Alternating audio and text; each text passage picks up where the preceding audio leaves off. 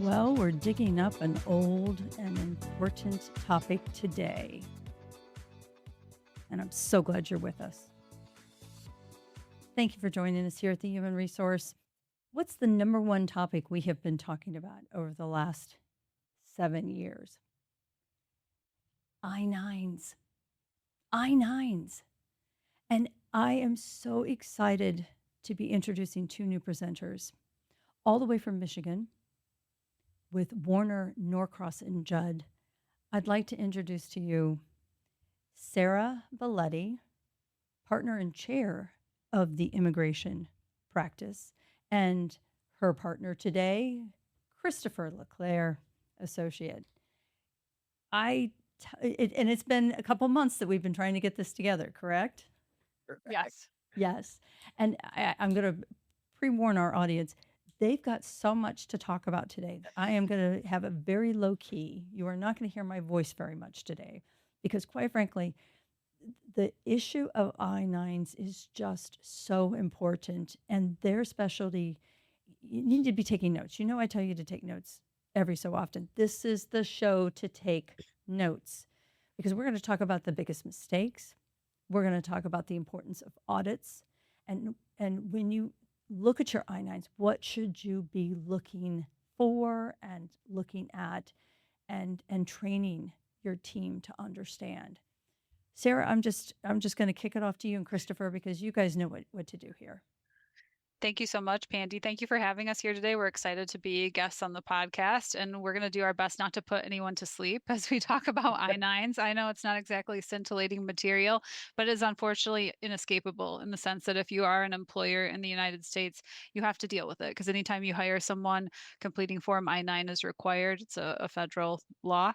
So I think we're going to, let me, I guess, introduce myself first. As Pandy said, my name's Sarah Bileti. I've been practicing immigration law for over 15 years now, not to date myself too much. And Chris and I represent employers across a range of industries, everything from automotive to defense sector to healthcare to engineering. Pretty much any time that you hire a foreign national in the US, you may end up dealing with us. And let me let you introduce yourself, Chris. Yeah. Hi, I'm Christopher LeClair. I've been practicing immigration now for, I guess, only 5 years. Hopefully that dates me for the better. But the interesting thing about I-9 compliance is just that, like, you don't think that it hints on immigration, but it really does. You know, it really does have hints of immigration in there. So it's just kind of become perfect supplement, I think, to what all immigration attorneys do. So, Sarah, kind of why should companies really care about I-9 compliance? Yes, that's a great question. And to your earlier point, it's something that we practice as immigration practitioners, partly because our labor and employment colleagues don't want to deal with it. So we get to. But companies should care about I-9 compliance because it's one of the few areas where routine administrative tasks can create a real legal and, more importantly, financial exposure. On the surface, it looks simple. Like I often tell clients that the I-9 form is the most deceptively simple, complicated form there is. And it's a short onboarding form, but it's also highly regulated and subject to government audit. And that's where the risk comes in. What makes this area different is that liability doesn't depend on bad intent. A company can have a fully authorized workforce and still face penalties based on technical mistakes. Like these are things like missing fields, incorrect dates, incomplete sections, or inconsistencies in how the process of completing the form itself is handled. And those penalties add up quickly. Right now, paperwork violations alone can range from about $288 to over $2,800 per form. So when you scale that across a workforce, small errors can turn into meaningful financial issues for a company very quickly. This isn't theoretical. We're seeing a real increase in enforcement in the last year and a half in particular. Audits and workplace investigations have ramped up significantly in the past couple of years with thousands of audits happening annually. So it's not just about completing the form, it's about having a structured, repeatable process and actually following it consistently. What would you add to that, Chris? Yeah, and I just add that it's kind of underscored. This is one of those areas that companies tend to underestimate because it feels so routine. You know, it's part of onboarding. It happens quickly. It's just one page. It happens frequently, depending on the size of your workforce. and people just assume it's being handled correctly. But this is just, there's a real avoidable risk here. This isn't a gray area where you're making judgment calls. There is a clear process. So if you have clear ownership, you have basic training, and you're periodically reviewing your forms to make sure you're doing it right, you can really eliminate a lot of the exposure you have. And so for most companies, it's really about just being more intentional with something they're already doing. Okay, that's great. So let's back up for a second. Can you explain to everybody listening what even is the I-9? I mean, basically, the I-9 is simply the employment eligibility verification form. It is how employers verify both the identity and U.S. work authorization for every employee in the U.S. This applies across the board. If you have employees, this is part of your onboarding process, or it should be a part of your onboarding process. It's basic. The employee completes Section 1 no later than the first day of employment, and the employer completes Section 2 within 3 business days after the first day of employment, based on their review of the identity and work authorization documents provided by the employee. The form itself is short, it's literally just 1 page, but it comes with very specific rules about how to fill it out, timing, what documents can be accepted, how those are reviewed, and how long the forms need to be retained. So while it looks simple, there actually is a fair amount of structure behind it. So, Sarah, why do you think the stakes are so high compared to other onboarding paperwork? Sure. I would say like the main reason that the stakes are high here is because the form itself is a compliance event. So a lot of HR documentation is important, but the I-9 is different because it's within a very active enforcement framework. The government can audit these forms, inspect them, and most importantly, assess penalties based on what they find. Those are the penalties I talked about earlier, which can range from $288 to over $2,800 per form. So one of the questions I get all the time from clients is, what is this range, right? What do you mean by that? What could these penalties look like? So the answer to that is if your company is audited, the Homeland Security investigations will do a review and they will determine what your error percentage is. So, just to use a simple numerical example, say you have 100 people in your workforce, so you handed over 100 I-9s. Then Homeland Security investigations will review them. And if they find errors in, say, 51 of them, so just over half of your workforce, then they're going to assign an error percentage rate like at the higher end, over 50%, and they're more likely to assign 2,800 plus dollars per error. So then they'll take that 51 times 2,800, and that comes out to, a pretty substantial number. So if your workforce is more in the thousands or tens of thousands, you could see how that could add up very quickly. So as in like sort of to backtrack on myself a little bit there, how does this whole process normally start is another question I get. And what happens is Homeland Security Investigations, which is a division of Immigration and Customs Enforcement, will typically either mail a notice of inspection to the employer's headquarters, or they could come and drop it off in person. And once they do that, the employer typically has only 3 business days to produce their I-9 records. That usually means all current employee I-9s and often forms for terminated employees within the retention period. So after that, the government reviews everything and issues findings. If there are technical errors, employers may have a short window, typically around 10 business days, to correct those technical violations. But substantive violations, which are things like missing forms or late completion, can't be fixed, and those will be subject to fine. And any of the forms that had technical violations that weren't corrected within that 10-day period will turn into substantive violations subject to fine as well. So this is where companies really start to feel the impact because those are the violations that lead directly to penalties. We're also seeing enforcement become more aggressive. In one recent example, ICE proposed over $8 million in penalties against 3 janitorial companies in Colorado following an I-9 investigation that revealed at least 143 unauthorized workers. So it's both a legal risk and a practical one because when that notice comes in, everything becomes time sensitive very quickly. So, with all of that said, Chris, what would you say? What's the first major I-9 issue employers should be aware of? I mean, I think one of the key issues, I think one of the tricky ones is document review. And that's what employers tend to get wrong a lot. And this is where we really see the most well intentioned mistakes because employers are trying to do the right thing but end up overcorrecting. So, on the one side, you might have employers accepting documents they shouldn't. For example, they'll list a document, say, a foreign passport and an I-94 record. So you might say, great, I have this I-94 record. But what they don't realize is that I-94 record also has to correlate with a non-immigrant status that would allow work authorization. So they accept a document that they shouldn't. But then on the other side, you have employers asking for too much or for specific documents. For example, telling someone you must bring in a passport or a green card. And then that's where we can run into discrimination issues because the employee themselves is supposed to be the one to decide what they present as verification of their identity and work authorization. There is a clear list that the government gives them and gives you to choose from, but it's up to them to choose which from that list ultimately they use. And then another issue, I guess, is inconsistency. You're going to have one manager who's very strict and maybe tries to require certain documents, another who's more relaxed and isn't focused on them carefully, and then one who just really doesn't understand the rules. And so the easiest way to approach this and kind of fix this is just know the acceptable documents list, apply that same standard every single time. Don't have it be different based on who is reviewing the documents if you have multiple onboarding team members. And then don't go beyond what is required. You're not, no one here is a document expert, or you just need to make sure that you're just following the rules consistently. And kind of on that or consistency, how much of an I-9 problem, Sarah, do you think is really like a systems problem or an inconsistency issue? I think that's 90% of the issue. Typically, it's usually a process issue.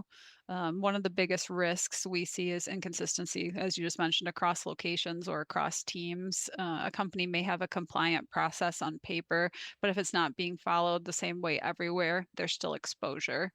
This is essentially, or I'm sorry, especially common in organizations that are growing or operating across multiple locations. You may have one office handling I-9s correctly, another storing them improperly, and another applying informal practices that were never reviewed or standardized. So, from the company's perspective, these can feel like small differences, but in an audit, it looks like a lack of control over the process. The challenge with inconsistency is that it multiplies mistakes and makes them harder to fix. So you're not just correcting one form, you're dealing with a broader breakdown in how the process is being managed. That's why standardization, as Chris mentioned, is so important. Clear ownership is also really vital of who is responsible for making sure the I-9s are completed and that, a standard process is followed, and defined procedures and some level of oversight. It's not just about efficiency, it's really about reducing risk in this context. And I want to sort of highlight two things that Chris said. One of the most common things that I think he and I both see pretty often in our practice from clients when we're reviewing I-9s, and sometimes this isn't even in the context of us helping a client audit all of their I-9s. They may just send us something like when we're doing something else, and then we'll look at their completed I-9, and in section 2 where they're listing the documents that were presented, I think this 9 times out of 10, the mistake I see is them listing a foreign passport as a list A document without anything else. Because the whole purpose of section 2 is to note down documents that are establishing the person's identity and their authorization to work in the United States. So list A documents are things that accomplish both of those goals with one document, like a US passport or a US green card.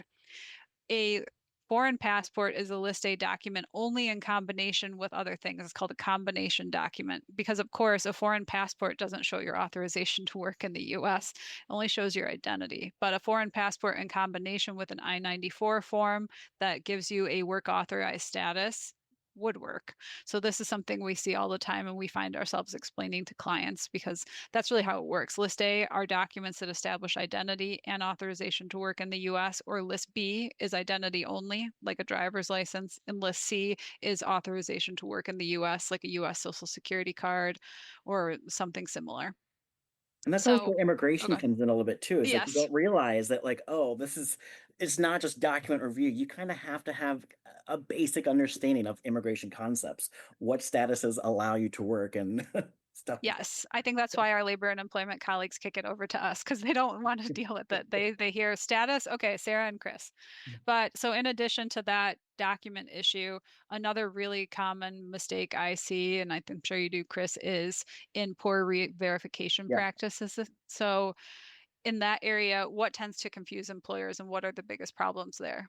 I think re-verification is where companies tend to go wrong in both directions. And then when you go wrong in one of the directions, it could really have serious immigration consequences for both the employer and the employee. So on the one side, you have employers where re-verification just doesn't happen. You have employees with temporary work authorization. These tend to be your foreign nationals that are here on an H-1B visa or here on TPS, but there's no internal system that the employer has set up to track when that work authorization expires. And so it just gets missed. It's usually not intentional. They don't mean to allow someone to work without authorization, or they don't mean to allow this re-verification to lapse. It's just they don't have that process in place. But then on the other side, you have employers who are overly cautious and they re-verify when they're not supposed to. For example, you're re-verifying a US citizen or a green card holder because, for example, a green card holder, they have an expiration date on that green card. So they say, oh, that's when we have to re-verify. But no, work authorization is indefinite. Just because that document is expired doesn't mean their work authorization is expired. And so you really kind of have to understand the difference between document expiration and work authorization, and then really having a simple way to track what needs to be done and when. And then it's something like I said, it shouldn't be done informally. There needs to be clear procedures in place to make sure that when someone's work status is expiring, they know when it's expiring, you know it's expiring. And if you have immigration attorneys, they should be tracking that on their own, but they also know when that's expiring. So if someone needs to renew their status, extend their status, apply for new status, as a team, we can make sure that the employer is I-9 compliant and the employee is work authorized and allowed to remain here in the US. So my favorite thing though is what are some of the most surprising mistakes that you've seen, Sarah, or surprising things that maybe companies realize when they when they do one of their audits? I think the biggest thing that surprises employers is they could have a fully authorized workforce, right? Like sometimes a client will tell me, well, everyone in my workforce is a US citizen, and yet they could still be subject to fines or penalties. I think that's a huge shock sometimes. And there's a common assumption that I-9 compliance is mainly about whether employees are authorized to work in the US, and that obviously matters. But in practice, a large portion of enforcement issues focus on how the forms are completed. So we'll often see companies that did the hard part, right? They hired authorized employees, but their forms have missing information, timing issues, or inconsistencies. And when those issues show up across multiple forms, the penalties add up quickly. What also catches people off guard is how fast this becomes real. You receive a notice, something literally dropped off or mailed, and you have 3 business days to produce your records. So at that point, you're not fixing the process, you're just responding to it.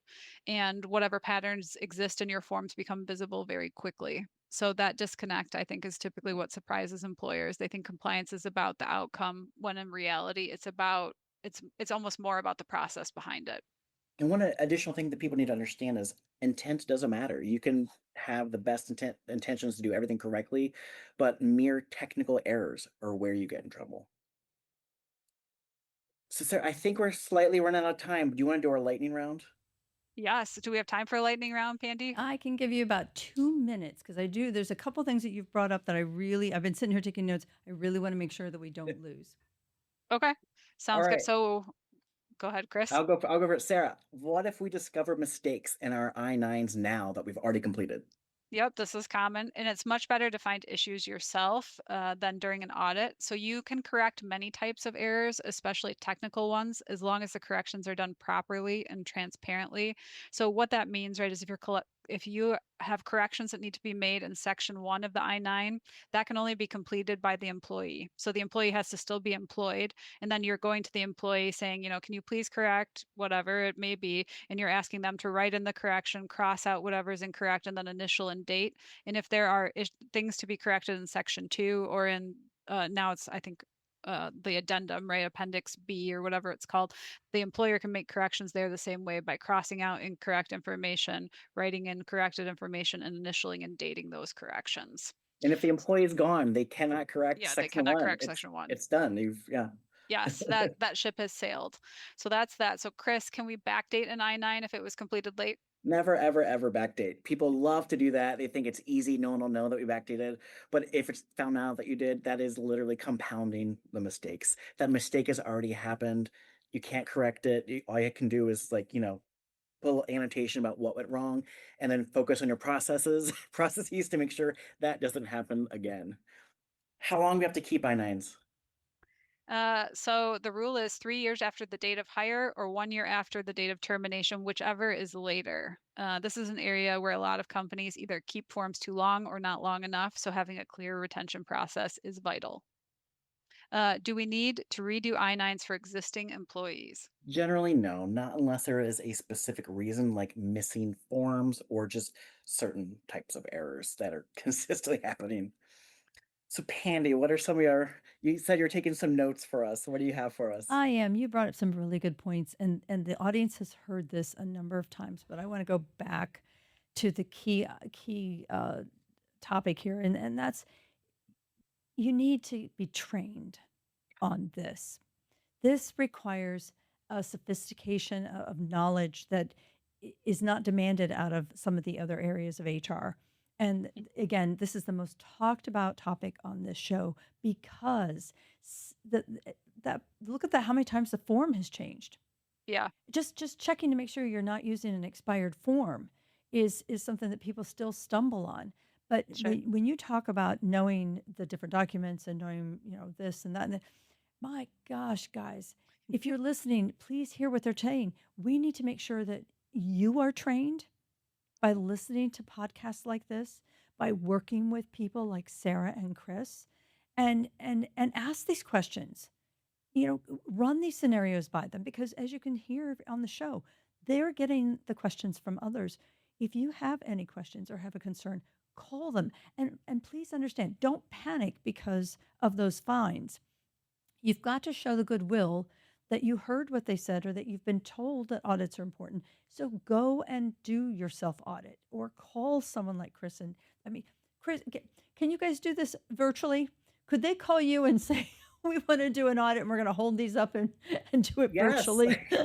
Yes, definitely. And sometimes if they choose to do an audit, they will send us all their I-9s and we'll assist with that audit, right? Like we can act as sort of independent examiners and then if we do that, we go back to them with our own audit findings as if we were Homeland Security investigations. I would. Oh, go ahead. You never want an ICE audit to be the first time you've audited your document. Oh my gosh, I guarantee you if it is, I don't want to guarantee, they're going to find mistakes. It's just unless you guys have a flawless system. So just do the audits. Even if you don't involve immigration counsel or attorneys, do it internally and figure out what's gone wrong or make sure you're doing things right. I've never done an audit where it was perfect. I have never done because you normally have multiple people filling these out and Right. completing them. And who wants to take the time to go back and review them? But now you understand. I could not have invited better people or more knowledgeable people to come on the show and help you understand this. So how do they get a hold of you? They can email us or they can call our office. Do you want us to give our phone number and our email address? Just okay. Are you both on LinkedIn? We're both on LinkedIn. Yeah, you can certainly find us there and connect with us there. Or our emails are pretty simple. It's our first initial and our last name at WNJ.com, like Warner Norcross Judd. So feel free to reach out to us there as well. Or through our website, our emails and our phone numbers are listed as well. Look, guys, this is why I bring these resources to you. These are serious topics, and these are topics that you can go back to your business and your own, team leads and say, look, we need to stop. Let's just make sure that we're doing everything right because we don't want to do anything wrong. It can cost thousands. Thank you, guys. Thank you so much for coming. We hope you'll come back and watch us on our next show and keep your questions coming in. Thank you so much. Thanks for having us. Bye.